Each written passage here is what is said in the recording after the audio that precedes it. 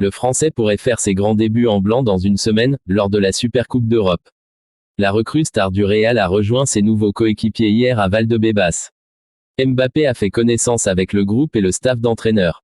Après les serrages de main, l'attaquant s'est tout de suite mis au travail. Il est apparu en bonne condition physique selon les premiers échos de la presse espagnole et l'objectif est maintenant qu'il soit opérationnel pour disputer ses premières minutes avec son nouveau club. Le préparateur physique Antonio Pintus a concocté pour lui et les derniers internationaux revenus une mini-pré-saison express qui devrait permettre à tout d'être disponible pour le match face à l'Atalanta Bergame le 14 août prochain.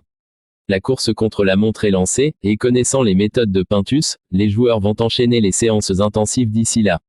Je pense que la Supercoupe d'Europe devrait être jouée par ceux qui ont gagné la Ligue des Champions, a déclaré Ancelotti il y a 2 jours, faisant référence aux 11 qui s'étaient imposés face à Dortmund début juin.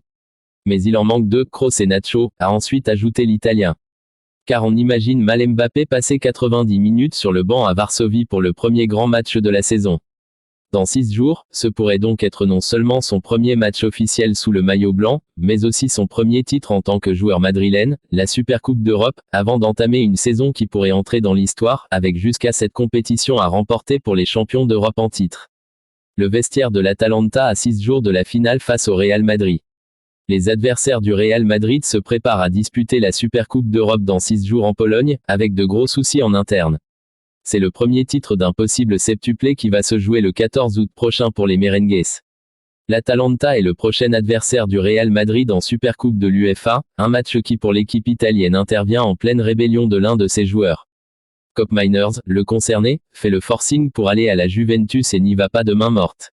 Le milieu néerlandais a décidé de ne plus s'entraîner, ni jouer le moindre match officiel avec son club actuel, qui s'oppose de toutes parts à son départ. L'entraîneur de l'Atalanta, Gasperini, est exaspéré par la situation, craignant évidemment que tout cela ne déconcentre son groupe à l'approche d'un rendez-vous aussi important. Le club se sent victime d'un chantage, a ainsi déclaré le coach italien dans une interview accordée ce jour, précisant que le joueur, Koopmeiners ne veut ni jouer ni s'entraîner avec nous. Le néerlandais a signé un accord avec la Juventus et pousse donc l'Atalanta à céder, ce que la formation bergamasque ne veut pas faire.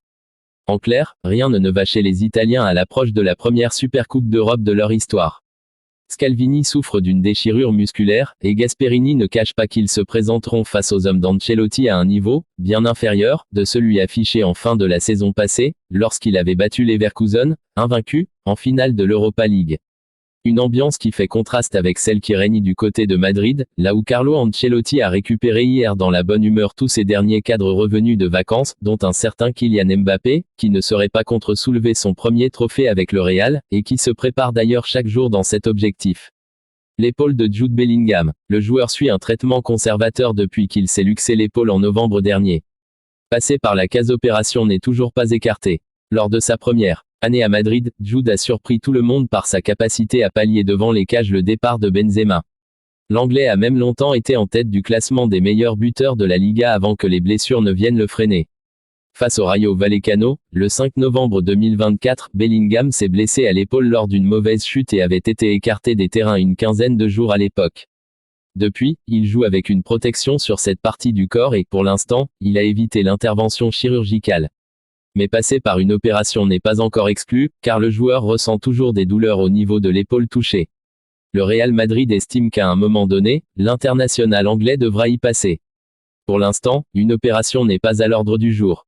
Bellingham suit un traitement conservateur qui fonctionne, mais cela ne l'empêche pas de devoir continuer à se protéger lorsqu'il doit jouer. Le plan consiste à poursuivre le traitement pour renforcer la zone, mais une intervention chirurgicale devrait être envisagée à court ou moyen terme. Ce qui freine un peu Bellingham et les médecins du club pour le moment, c'est le temps de rétablissement post-intervention. Si l'ancien du Borussia passe sur le billard, il sera ensuite indisponible pendant environ 2 mois. Et dans une saison à 72 matchs possibles pour le Real Madrid, difficile de trouver le moment adéquat pour s'absenter aussi longtemps. Valverde est l'héritage du numéro 8, l'ascension du Pajarito devenu Halcón. Une partie de ce que je suis, c'est grâce à toi, écrivait sur Instagram Federico Valverde à Toni Kroos.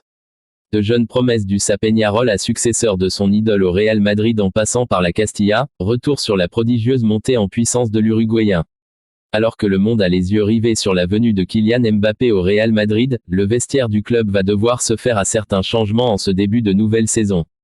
Avec le départ de Nacho et de Kroos, la liste des capitaines merengues a évolué faisant de Modric le porteur principal du brassard, suivi de Carvajal, Vasquez et Valverde. Ce dernier, qui vient de souffler sa 26e bougie, doit cette position aux performances remarquables qu'il a effectuées ces dernières années et qui lui ont permis de se hisser au sommet du club de la capitale espagnole. Une véritable fierté pour le natif d'Uruguay, autrefois menu, discret et insaisissable que l'on surnommait Parajito, petit oiseau, en espagnol, aujourd'hui métamorphosé en halcón, faucon, volant de ses propres ailes.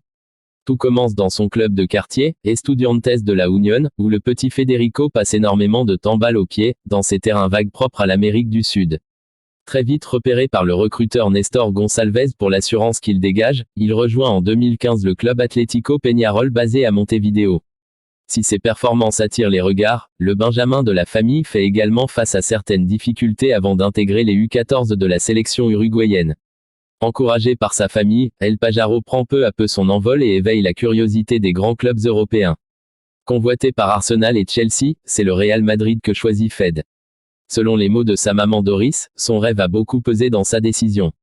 À seulement 16 ans, il quitte son nid et intègre le vestiaire de la Castilla alors que les installations de Valdebebas et la féerie de Madrid le séduisent.